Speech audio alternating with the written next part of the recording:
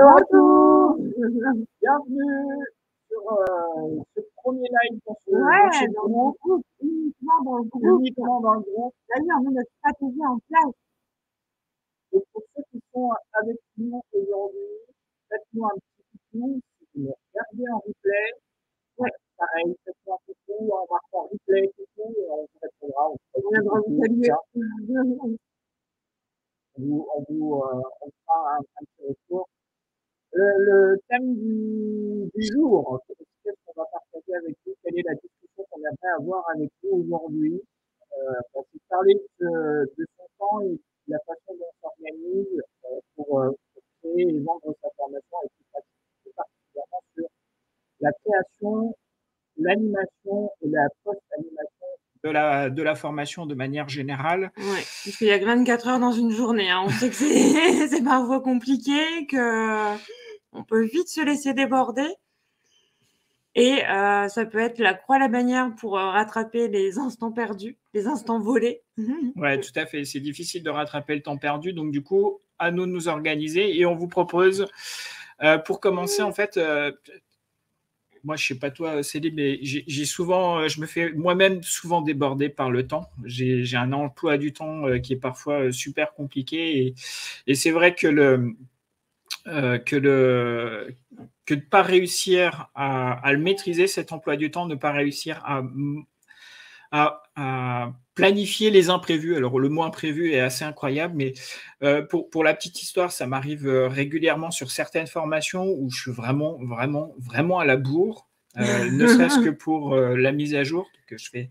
Pourtant, c'est une formation que je fais au moins 4 ou 5 fois dans l'année. C'est l'apprentissage de l'usage des jeux innovants pour tout ce qui est innovation produit. Et typiquement, je révise régulièrement cette formation.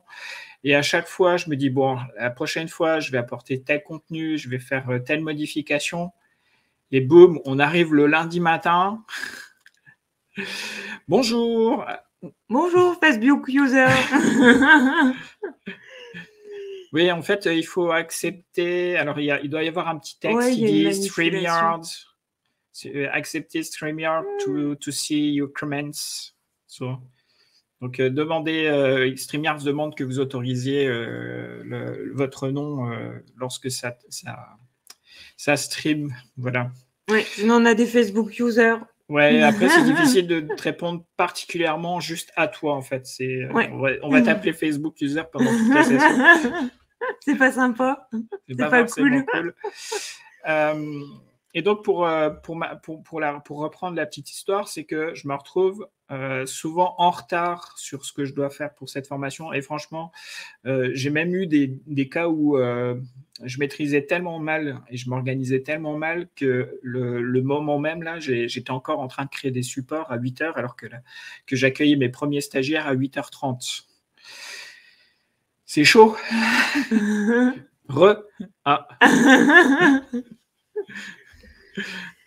Oui, je sais, au début, ça ne fonctionne pas très bien. Peut-être qu'il faudra relancer le Facebook pour qu'il le prenne en compte. Aussi, donc tu feras ça une prochaine fois. Marque juste nous ton prénom dans le chat. Pour le moment, on n'en a qu'un de Facebook user, donc ça va aller. On va reconnaître, on va se remémorer. Voilà. Et donc, forcément, pour moi, c'est difficile. Ça me fait un stress incroyable. Bon, j'adore de temps en temps travailler sous stress, mais là, c'est des fois un peu de trop.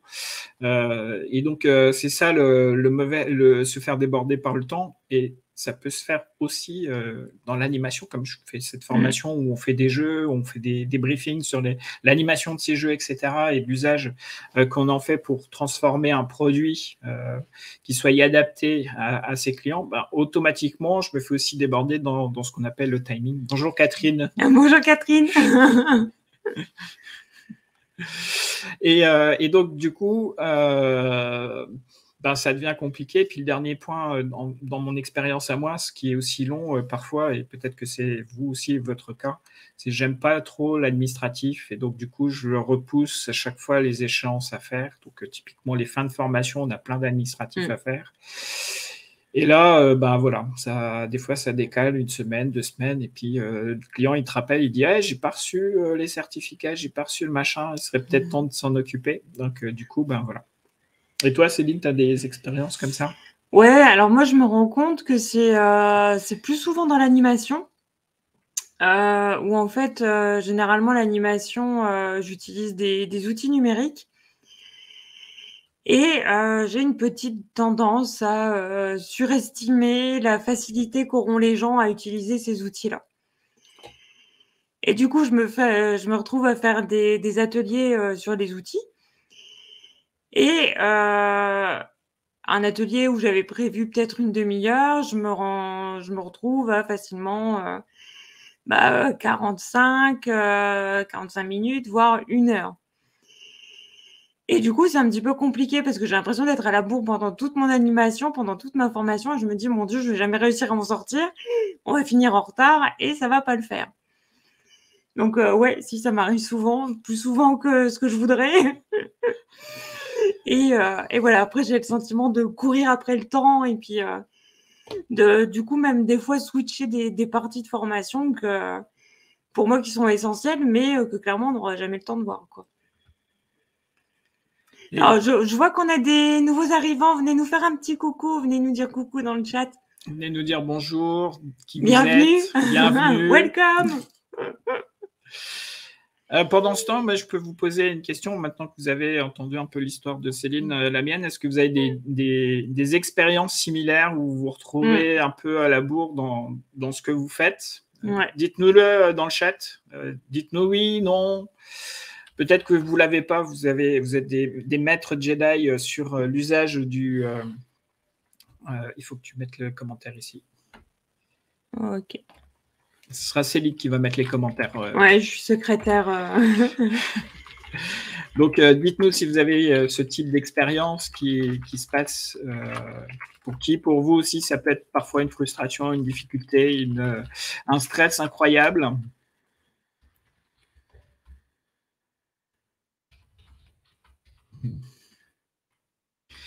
Et c'est en cours d'écriture. Alors, on sait que les commentaires avec notre outil, on utilise StreamYard pour faire ce direct. Ouais. Et on ne peut pas écrire dans les groupes directement avec l'outil. Il faut passer à côté sur le visionnage de notre direct. Donc, on se voit en direct. Et donc, voilà. Ok. Donc, voilà, Céline a posté la réponse. Dites-nous oui, non. Vous pouvez lui répondre directement. Si vous regardez en replay, n'hésitez pas à nous dire replay oui, replay non. Replay, je suis toujours à l'heure et tout se déroule toujours parfaitement. Bravo, si c'est le cas. Félicitations, vous nous donnez des secrets. Ouais. Donc, moi, le truc qui me pose problème, c'est bien la maîtrise même de mon propre agenda, la façon dont je planifie ou la façon dont je bloque mon temps. Salut Christine. Salut Christine. Bienvenue.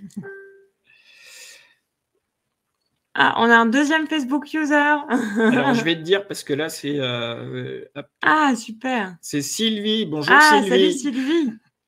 Bienvenue. Merci d'être là. Prévoir moins pour faire plus. Oui, ça, c'est une bonne règle. Ouais, c'est un bon secret. C'est vraiment important. Astuce. On est tout à fait d'accord. Et c'est vrai qu'on a tendance à vouloir faire plus de choses. Ouais, à faire trop. Trop de choses. On est un peu optimiste et on a tendance à vouloir tout donner. Ouais, alors ça peut être aussi le fait qu'on est un peu perfectionniste, on cherche le truc parfait, du coup on se met plein de tâches supplémentaires qui n'apportent pas forcément plus de valeur, ou en tout cas, mais ça va venir nous faire plaisir à nous, en tout cas ça va venir répondre à notre besoin peut-être de perfectionnisme, et puis du coup on se retrouve avec plus de tâches, et puis à creuser encore plus, voilà. Faire trop aussi parfois est aussi l'imposteur.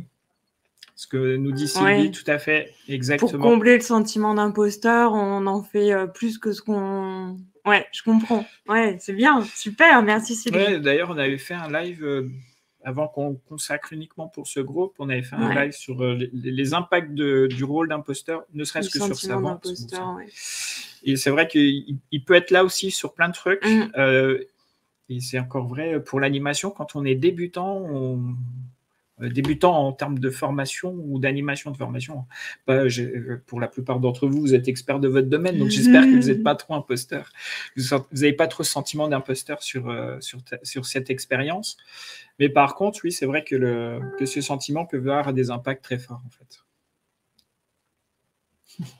Petit tour sur les messages contraignants. Voilà, ouais, tout à fait. On peut avoir...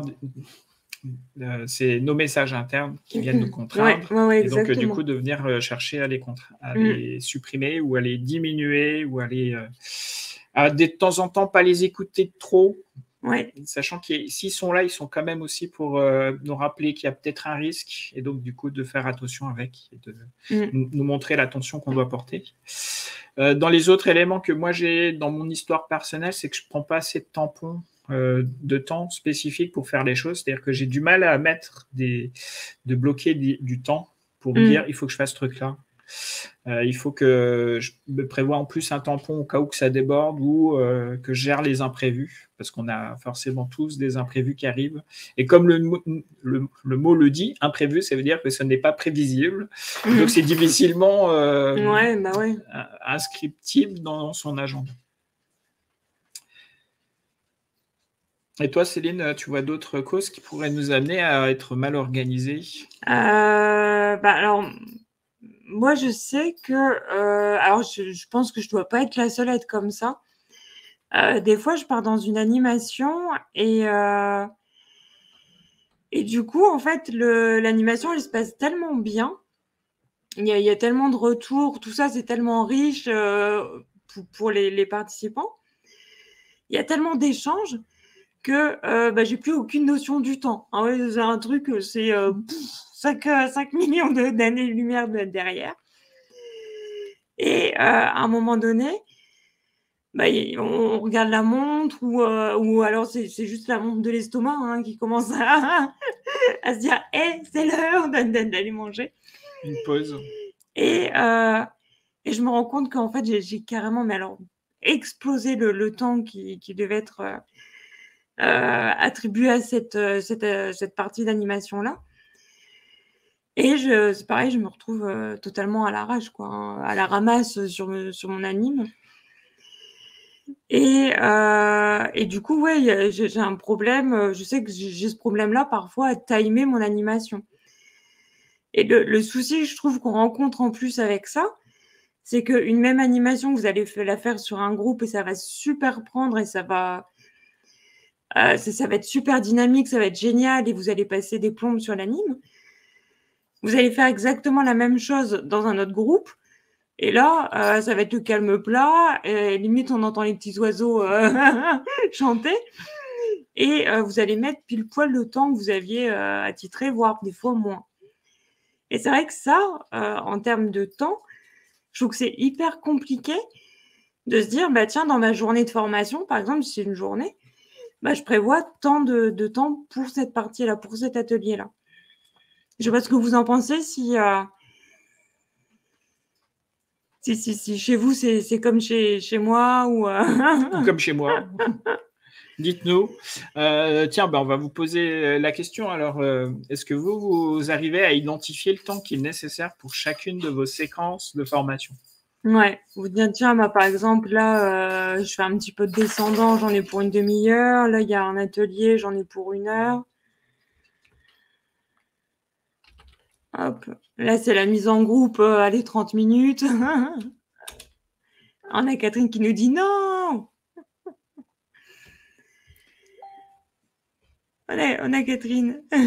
Catherine, a priori, oui, non, elle est plus, un petit peu plus comme moi. Elle dit non. Voilà. Même si des fois, on peut avoir des timings.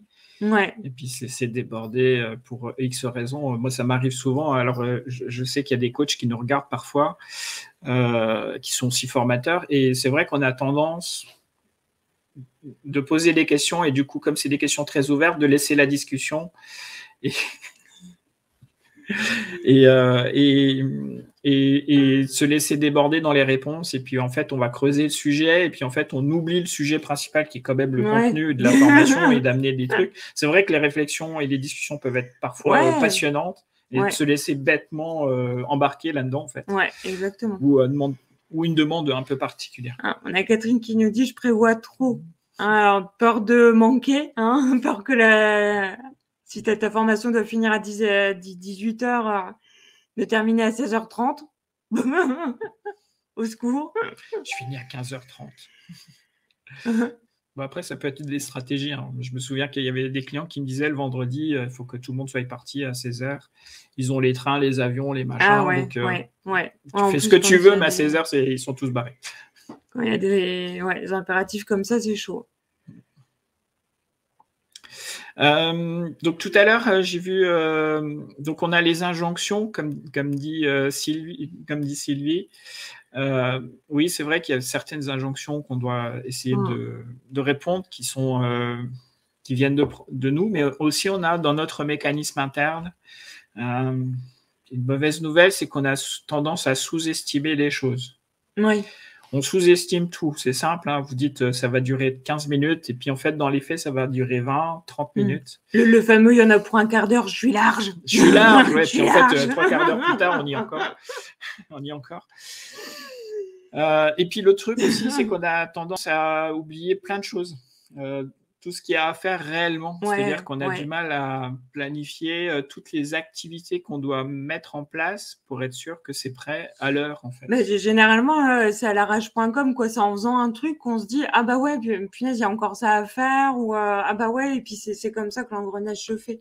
C'est en se mettant dans l'action qu'on se rend compte que y a des choses à côté qui sont à venir ramener.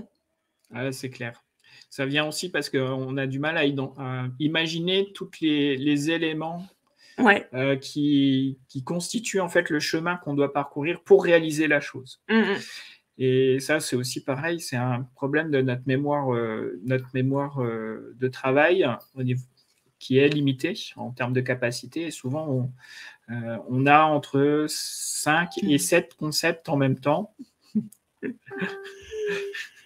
Je comprends, Catherine. Et donc, du coup, comme on peut manipuler que 5 à 7 concepts en même temps, c'est difficile d'imaginer tout ce qui a besoin d'être fait pour une grande activité quand il y a 10, 15, 20 étapes à réaliser ou 20 activités ou 30 activités à faire. Du coup, on va en oublier et c'est normal. Puis on a aussi un côté, je sais pas vous, mais moi, je sais que je suis comme ça, où je me dis, si je prends du temps pour le prévoir, c'est du temps que j'ai en moins pour faire. Tu vois, si par exemple, je prends du temps pour réfléchir à ce que je dois faire, c'est du temps où je ne fais pas. Tu vois, c'est du temps de réflexion. Ouais. Et du coup, des fois, je suis tellement speed, je veux tellement aller vite que ce temps-là, il bouffe. Et puis au final, je perds du temps. Ça, c'est exactement ce que j'ai avec les équipes que j'accompagne. Et puis les managers que j'accompagne, c'est pareil. Ils veulent tout doer, mais de temps en temps, on a besoin de se poser pour identifier ne serait-ce qu'on doit faire, en fait. Et du coup, on les amène à réfléchir, à ralentir pour accélérer. Hein. Non, mais c'est exactement ça. Tellement vrai. Ralentis, tu vas voir, ça va aller beaucoup plus vite. Hein? Non, mais c'est pas logique ce que tu me dis, Nicolas. Si, je t'assure, tu vas voir. Il suffit juste de ralentir. Et donc, du coup, les deux, donc la sous-estimation du temps plus le fait qu'on sait qu'on va oublier des choses, fait qu'on va être toujours en retard. On va être souvent en retard de ce qu'on a fait. Donc, du coup, on peut se faire déborder et on peut avoir son emploi du temps qui explose et pour lequel on ne maîtrise plus rien et puis ça part à volo. Ça part à volo. Est-ce que vous évaluez votre temps et est-ce que vous êtes capable d'évaluer les choses que vous avez à faire? Est-ce que vous les listez aussi, par exemple? Est-ce que vous faites une liste des choses que vous avez à faire? Attends, vas-y, écris la question. Est-ce que vous avez une liste de choses à faire et est-ce que vous évaluez ces choses à faire dedans? Évaluez-vous. Ou est-ce que vous êtes comme moi, plutôt du genre à foncer tête baissée, puis à se dire on verra? Ah, ben voilà, après chacun son truc. Hein. Des fois, c'est pas toujours évident de pouvoir faire les choses. Donc, Ouais. ça demande aussi une certaine rigueur, une certaine volonté. Alors là, pour le coup, si vous êtes un peu perfectionniste. Ah, on a Catherine qui nous dit, ouais, elle est comme moi, elle liste rien du tout. Je fais tout à la louche. Ah, je me reconnais en toi, Catherine. C'est vrai que après, ça me fait penser un peu à une amie, une ancienne histoire de réussir, Élise, qui elle aussi faisait tout à la louche. Ah ouais, Et elle suivait rien à la lettre. Et donc du coup, elle nous a ramené des gâteaux. Elle nous ramenait des gâteaux où elle avait changé toute la recette. Ouais, donc, ouais. Mais à la louche. Ouais, ah ouais, non, mais c'était... Oh, mon Dieu. Mais on l'aime bien, on l'adore, hein, elle est extraordinaire. À côté de ça, elle était très rigoureuse sur la partie administrative, mais alors, il ne fallait pas lui laisser faire les gâteaux.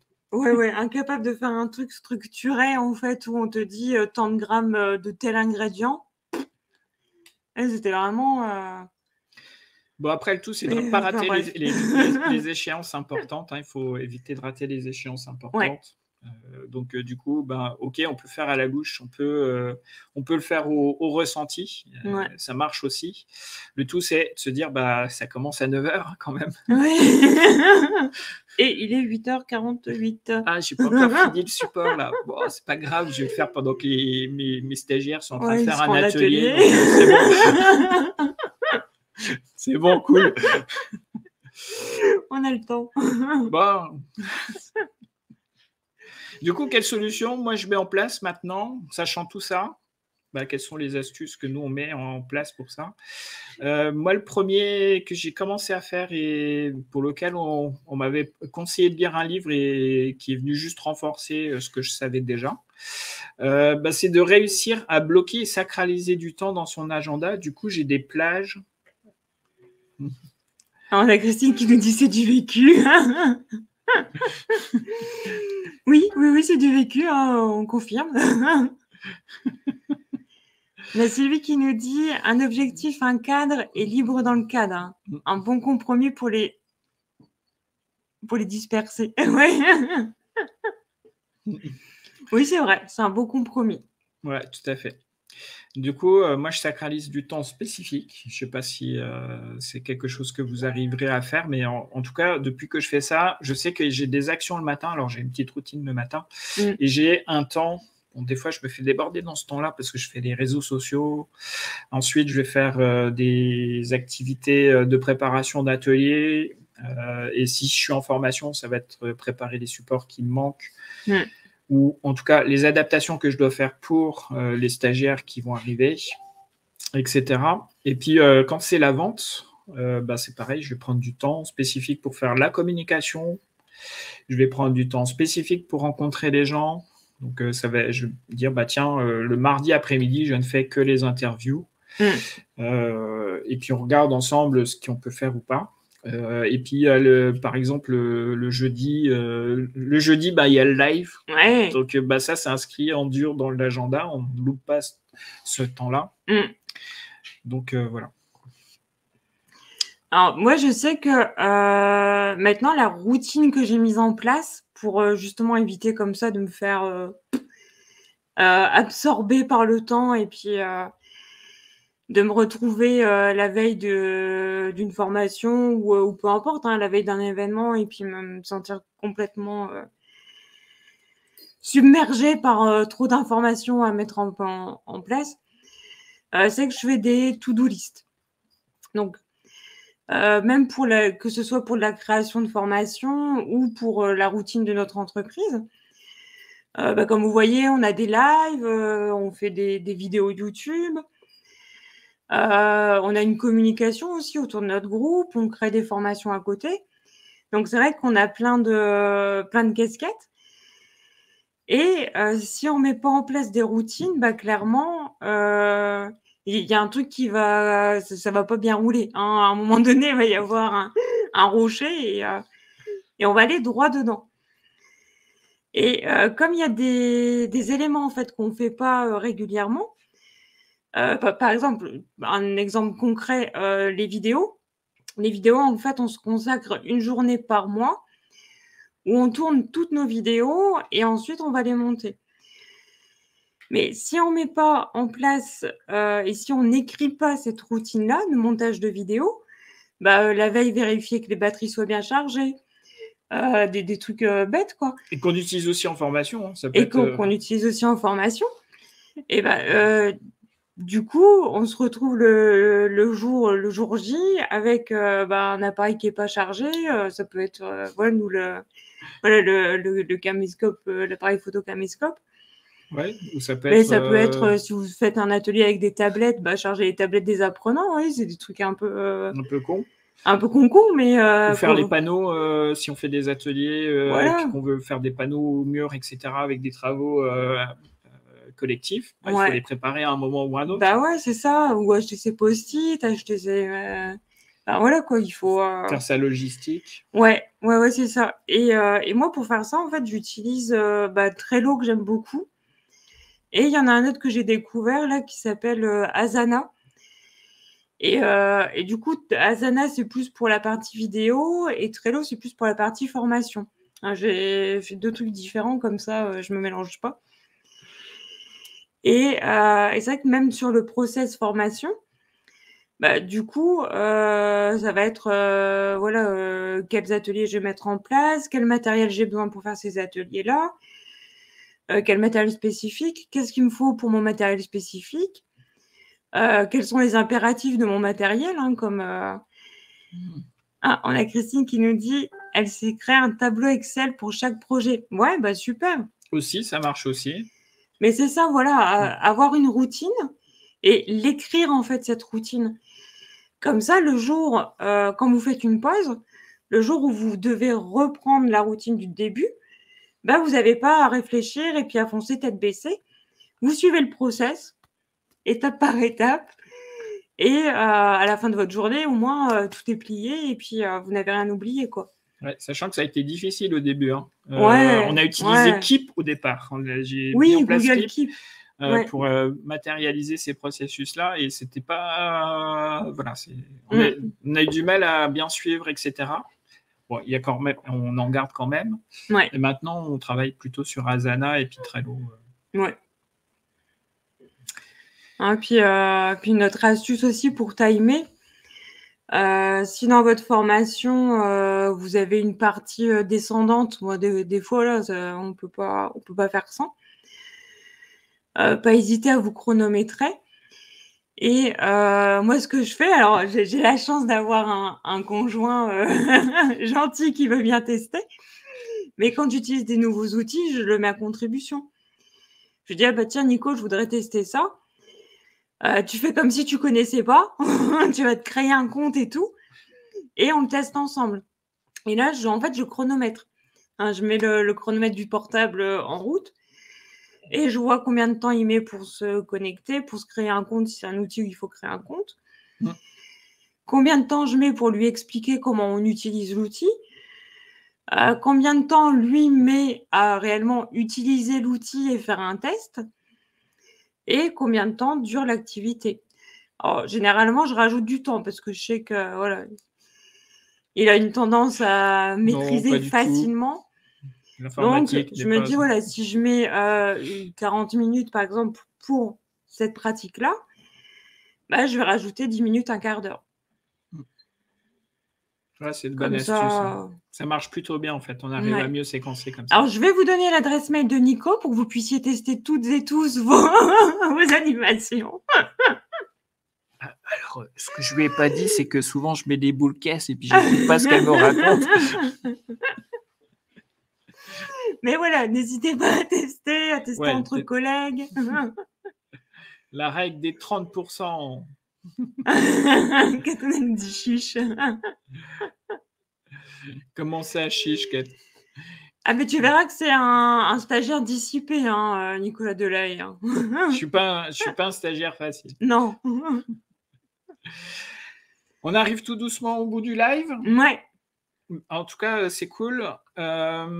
Donc, on voulait partager avec vous et la discussion a tourné autour des problèmes de débordement de temps, de son Ouais, des organisation, petites astuces. pour que ce soit en préparation, en animation, en post-animation, même sur la préparation de la vente.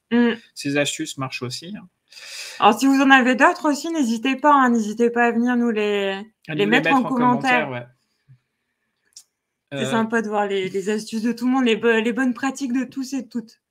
Donc, la première astuce qu'on peut vous proposer et qui peut vous demander un peu de temps, c'est bloquer, sacraliser du temps dans votre agenda pour les éléments qui sont vraiment importants et pour lesquels vous avez besoin d'être concentré pour les faire. Ouais.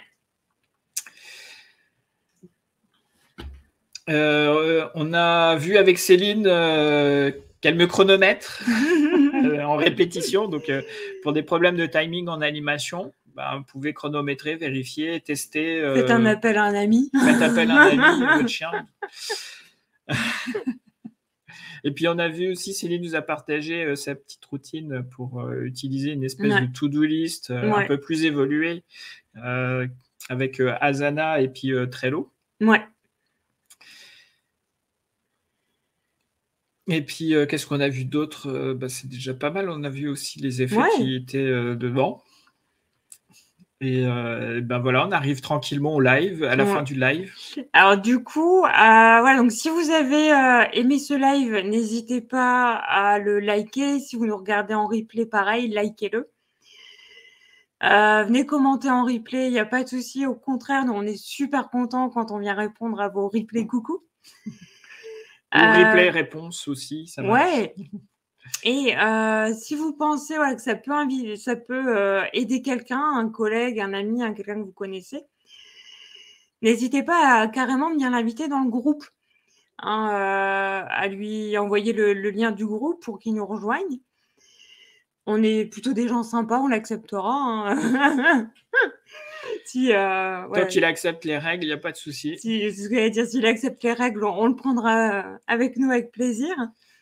Donc voilà, n'hésitez pas à faire la promo, même autour de vous, si vous connaissez des gens, il n'y a pas de souci, bien au contraire, tout le monde est bienvenu. Et puis les discussions sont plus riches, j'en ai plusieurs, donc voilà. Pour finir, on a parlé des éléments de timing de formation. C'est vrai que c'est quelque chose qui est souvent négligé quand on la conçoit. Et donc, du coup, on a décidé de vous partager toutes nos astuces, nos meilleures astuces et de cet effet du timing et comment c'est important de bien le travailler. Donc, ce sera au prochain live du Jedi de la formation. Et ce sera donc jeudi prochain, le 14 avril. Voilà, on espère vous voir nombreux et nombreuses la semaine prochaine. Donc, à la semaine prochaine. Ciao. Bon appétit. Bonne journée.